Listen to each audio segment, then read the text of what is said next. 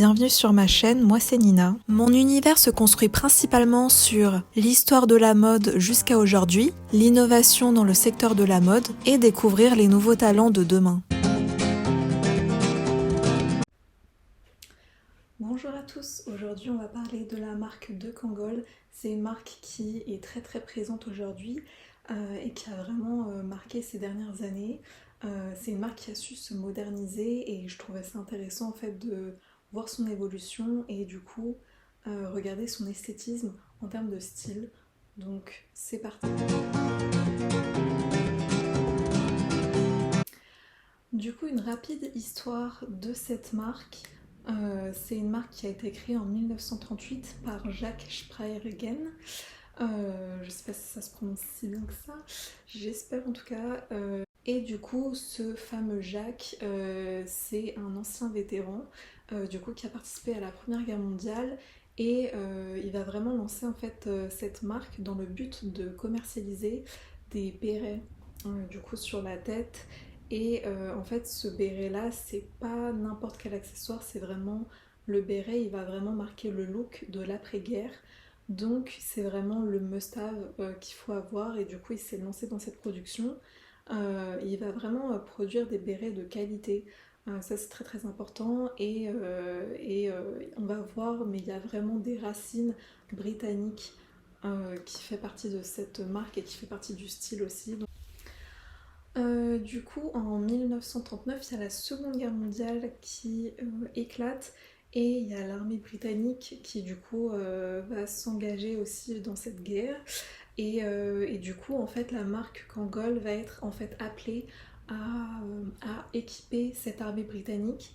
Et du coup, ils vont être tous équipés en fait de leur béret Kangol et aussi le général Montgomery qui est une très grande figure auprès de cette armée britannique. Et du coup, c'est vrai que pour la marque, ça va apporter une certaine notoriété. Donc on prend la marque déjà très au sérieux à cette époque. Ensuite, la marque continue et on traverse le temps. Arrivé en 1964, il y a les Beatles qui du coup vont être intéressés de porter cet accessoire, ce béret. En fait, les Beatles, ils cherchaient voilà, à un peu renouveler leur style, essayer de renouveler un peu leur image. Et du coup, ils ont fait en fait appel à Kangol pour porter cette marque. Du coup, il y aura sûrement des images. Et du coup, c'est super intéressant parce que ça va déjà leur ouvrir une porte, en tout cas dans ce monde musical. Et voilà, c'est une première et c'est pas rien parce que les Beatles, c'est un grand groupe musical, vraiment à l'époque qui cartonne. Donc c'est vraiment super impactant pour l'image et surtout que voilà, quand on est super fan de ces célébrités, de ces stars, dès qu'ils portent quelque chose, en tout cas ça a beaucoup d'influence. Donc la marque, elle va monter en flèche en termes de notoriété et c'est incroyable. Du coup, la marque va élargir ses accessoires et pas seulement se limiter au béret. Ils vont forcément élargir leur modèle de béret, mais pas seulement, ils vont faire des couvre-chefs, des bonnets, des casquettes, voilà, tout ce qui est lié au chapeau, ils vont le faire et ça va donner plus de diversité à la marque et c'est comme ça qu'ils vont pouvoir proposer plus de produits. En 1983 seulement, il y a la marque qui a installé son logo, ce fameux logo avec le kangourou, qui est du coup un très grand emblème aujourd'hui pour la marque, mais on en reparlera après. Donc voilà, en 83, il y a le logo kangourou qui vient et qui s'installe. Et on avance un tout petit peu dans le temps, en 1987, il y a la princesse Diana qui va porter la marque Kangol. Du coup, elle va porter un... De toute façon, on voit des images, mais elle porte un petit chapeau Kangol et du coup, c'est vrai que c'est incroyable pour l'époque. Et du coup, elle va vraiment porter le béret qui est rouge. Et c'est vrai que c'est super impactant pour la marque. Alors du coup, il n'y a pas le logo qui est visible. C'est la princesse Diana, on reste très soft et très chic. Donc c'est vraiment incroyable parce que forcément, enfin, la royauté, ils ont souvent tendance à porter des chapeaux, des accessoires. Enfin, leur tenue est vraiment traditionnelle et très chic. Du coup, pour la marque, c'est vraiment une preuve de qualité, de tradition britannique.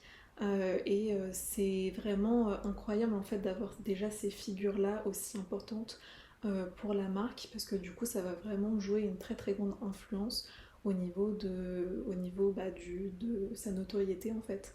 Une petite pause pour voir en fait déjà les codes de la marque. Qu'est-ce qui fait que Kangol, on peut la reconnaître?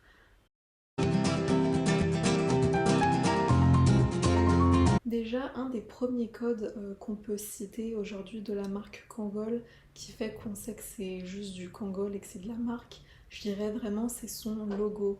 En fait, le logo, il est super impactant parce que visuellement, on va reconnaître du coup en 3 secondes, même pas, la marque.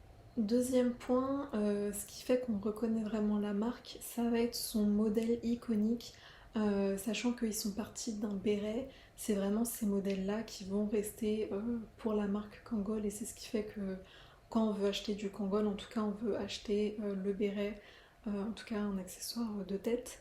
Et c'est vrai que du coup le béret il est iconique. Il y a le modèle 504 et le modèle 507 qui est un modèle phare de la marque et un incontournable. Donc vraiment incroyable. Ensuite, c'est une marque qui, par le style, est très sobre et propose vraiment des accessoires de qualité.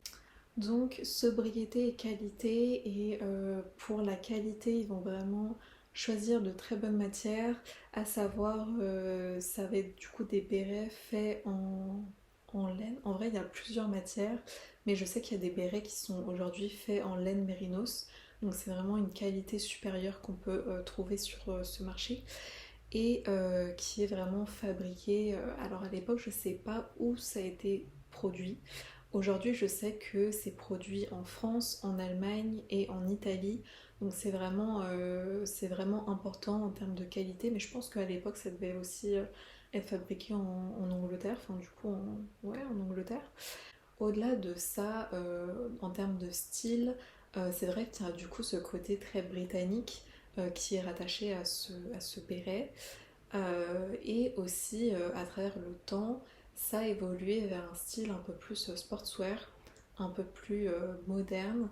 Et de toute façon, on verra l'esthétisme au fur et à mesure de la vidéo, mais déjà dans l'histoire, c'est vraiment très axé sur la tradition, sur le côté un peu classique, mais intemporel. Donc, on va se pencher sur l'influence de la marque et ce qui fait finalement aussi son succès. Enfin, ça fait partie de sa success story.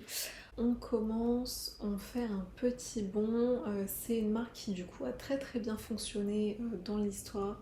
Vraiment, en 64, il y avait les Beatles. En 1987, il y avait Diana. Et du coup, la marque a une très très forte croissance. Ils ont vraiment réussi en fait dans leur propre pays. Donc quand on a un tel succès dans son propre pays, on va commencer à s'exporter. Et la marque a choisi de cibler le marché américain, du coup les États-Unis, qui est un très très grand marché. Donc sur ce marché-là, arrivé aux États-Unis, ça va vraiment être la communauté en fait afro-américaine qui vont s'approprier cet accessoire et qui vont vraiment l'adopter en fait au quotidien et qui vont vraiment craquer là-dessus.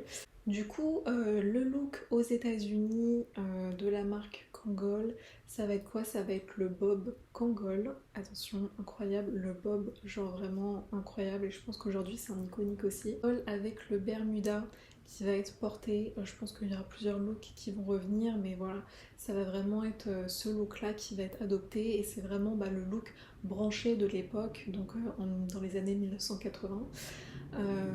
Donc voilà, c'est comme ça qu'on va retrouver cet univers aux États-Unis. Du coup, il y a des stars comme LL Cool J qui va le porter et du coup on va le retrouver avec son bob, son bermuda, un look vraiment très casual, très décontracté. Encore une fois, c'est le look branché de l'époque et qui va porter du coup à presque tous ses concerts. Donc il va tous les porter et du coup c'est vrai que c'est impactant encore une fois en termes d'image parce que voilà encore une fois quand il y a des influenceurs comme des chanteurs et tout, enfin, c'est vrai que c'est du coup un accessoire qu'on a envie de porter en tout cas. Il le porte à ses concerts, il le porte aussi à ses clips.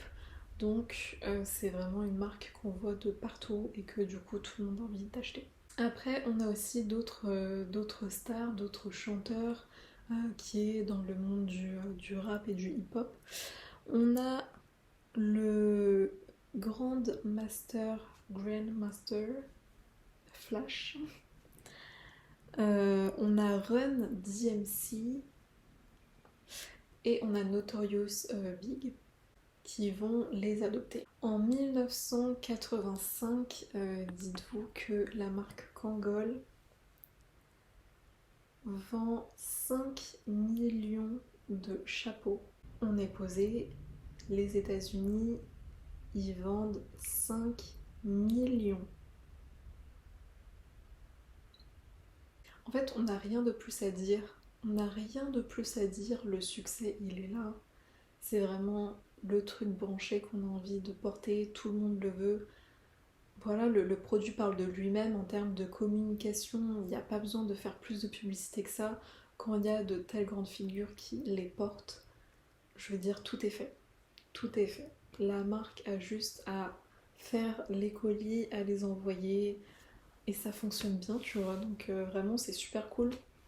Un dernier point d'une célébrité qui va porter cet accessoire, ça va être un acteur, et du coup on va retrouver la marque dans un film. Ça va du coup être l'acteur Samuel L. Jackson, et du coup l'un des ambassadeurs de la marque. Du coup ouais, pas rien. Il va du coup porter cet accessoire dans un des films. Du coup, vu qu'on va l'apercevoir avec ce béret, en tout cas, on va l'apercevoir en fait avec cette marque Kangol sur la tête.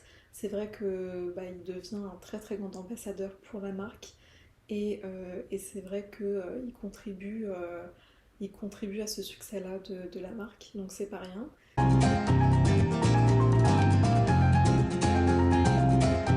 Dernière partie, et ensuite on va faire une petite conclusion. Le comeback de la marque dans les années, en tout cas 2020, 2019 ou plus tard. Je pense que c'est 2020, voire 2021 ou 2022, que la marque a fait son grand retour. Et pour ma part, j'ai observé cette tendance sur les réseaux sociaux quand je suis allée sur Instagram et j'ai vu une personne porter ce béret. Enfin, en tout cas, je crois que le béret il était retourné. Et j'ai vu ça et j'ai fait waouh, le look, genre ça déchire. Et petit à petit, ça a fait son effet, enfin, ça a fait un petit effet boule de neige et c'est redevenu vraiment une tendance incroyable. Tout le monde le voulait, tout le monde voulait l'acheter. Voilà, ça a été en quasi rupture de stock et du coup, la marque s'est un peu relancée et a continué de proposer des accessoires, en tout cas des baies, enfin des bobs de toutes les couleurs, en plusieurs déclinaisons, donc pour qu'on ait plus de choix et que ça soit plus facile de l'acheter en tout cas, parce que vraiment c'était en rupture de stock, je crois. Et au-delà de ça, du coup, on le voyait beaucoup dans les sites de seconde main. Voilà, si on voulait l'acheter en tout cas à petit prix. Après, je trouve que la qualité de leur bob, de leur béret, je pense que c'est un très bon prix. En tout cas pour les bérets, on peut le trouver entre 30 et 80 euros. C'est un peu ces fourchettes-là, peut-être plus, mais en tout cas, vu que c'est vraiment de la bonne qualité, ça justifie en tout cas son prix. Donc c'est vraiment abordable, c'est un accessoire, donc ouais, ça reste quand même accessible en tout cas à acheter. Super intéressant de voir des personnes qui ont pris du coup cet accessoire, qui l'ont remodernisé à leur look d'aujourd'hui. En fait, ça donne un renouveau pour la marque en termes de style. Et du coup, ça modernise tout en fait. Donc voilà, c'est vraiment encore un accessoire qui est très sollicité. Je pense qu'ils ont toujours un peu la cote, en tout cas, ils ont toujours la tendance. Et même si la tendance, elle peut s'essouffler dans le temps, ça reste un accessoire intemporel, donc ça va forcément revenir dans quelques années. En termes d'influenceurs aujourd'hui, je sais qu'il y a Lena, je ne pourrais pas dire quelle Lena, mais c'est une germanique qui a une jumelle, du coup, elle est blonde et elle va porter cet accessoire incroyable. Je trouve le look incroyable, vous me direz. Et voilà, il y a beaucoup de célébrités qui ont porté cette marque.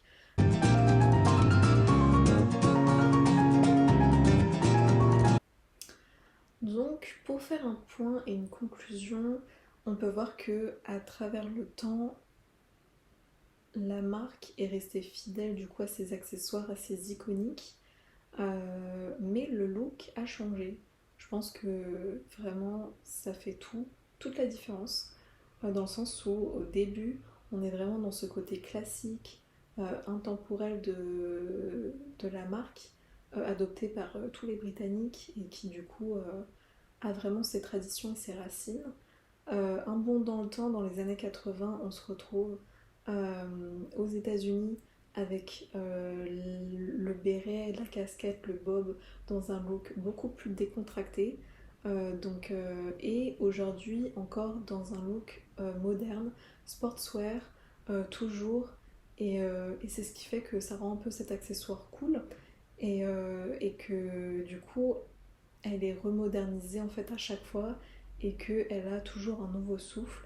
Donc je pense que c'est vraiment à travers le temps, quand on arrive, qu'il y a une petite pause et que ça revient, en mode ça fait une petite flèche comme ça, c'est que on porte cet accessoire mais avec le look d'aujourd'hui, le look qui est vraiment tendance et c'est ce qui va faire toute l'image de la marque. Donc c'est super intéressant et c'est super créatif. En tout cas, je pense qu'ils se sont bien débrouillés en termes de diversité pour proposer pour proposer en tout cas des accessoires, en tout cas tout ce qui va être chapeau, du coup béret, casquette et tout, en plusieurs coloris, leur logo qui est du coup reconnaissable et qui du coup on a tous envie de l'avoir parce que je pense qu'avoir du coup ce logo c'est un peu montrer qu'on a la qualité, on a ce fameux béret et ça fait son effet aussi le logo, c'est un peu j'ai la marque et j'ai la bonne marque et j'ai la qualité, donc je porte pas n'importe quoi. On peut voir que pour la marque, ce qui a été un point en tout cas très important et qui a fait son succès, c'est les personnes qui ont décidé de porter cette marque. On peut voir qu'en 1964, quand il y avait les Beatles qui l'ont porté, ça a donné du coup cette opportunité, en tout cas pour la marque, de s'intégrer dans le monde un peu musical. Et c'est ce qui a fait que ça a continué un peu dans ce sens, parce que même aux États-Unis, ça a été porté par beaucoup d'artistes comme ça. Donc on est vraiment resté dans cet univers, et enfin, on peut le dire, hein, mais tout ce qui va être l'univers de la musique, je pense c'est une très très grande influence. Rien qu'en termes d'image, pour les artistes en tout cas, ils sont beaucoup écoutés. Il y a beaucoup de gens qui sont vraiment fans et qui vont vraiment regarder les petits détails parce que du coup ils vont vouloir reproduire un peu les mêmes styles, les mêmes mimiques de ces artistes favoris. Donc ça joue. Aujourd'hui, elle a été adoptée par des influenceurs un peu plus larges. Donc encore une fois, on a des influenceuses qui sont plus axées dans le digital et aussi des influenceurs à l'international. Donc c'est très très important. Important à retenir pour la marque, c'est qu'ils ont d'abord réussi dans leur propre territoire, c'est-à-dire l'Angleterre. Ils ont réussi dans leur pays avant de s'exporter en fait ailleurs. Et je trouve que c'est important et c'est assez déterminant dans le sens où ils ont vu qu'il y avait un bon succès, en tout cas que la marque se vendait bien, et à partir de là, ils ont été confiants pour s'exporter et pour aller voir d'autres marchés pardon. Et ça a porté ses fruits, en tout cas, ça a été très très bien accueilli. On peut aussi dire que du coup les gens enfin, se sont appropriés la marque, se sont appropriés, enfin voilà, ils se sont pas dit c'est telle marque auquel j'ai vu dans tel look, du coup il faut que je reproduise ce look dans ce côté très tradition, très classique. Ils ont juste pris cet accessoire et se sont dit waouh, c'est un truc super branché, je vais le porter avec mon look. Et encore aujourd'hui, la marque, elle a pas un style prédéfini, sachant que c'est juste un petit accessoire de taille, donc c'est pas ça qui va faire toute la tenue aussi. Après, c'est vraiment les gens qui doivent apporter leur créativité à ça. Et voilà. Pour le futur de la marque, encore une fois, c'est une tendance qui vient et qui après repart. Donc peut-être qu'on peut assister à un petit essoufflement de cette marque, mais je suis sûre à 100% que elle va revenir d'ici quelques années. Donc voilà, c'est un peu comme les Stan Smith, à un moment donné on les a vus genre à l'époque.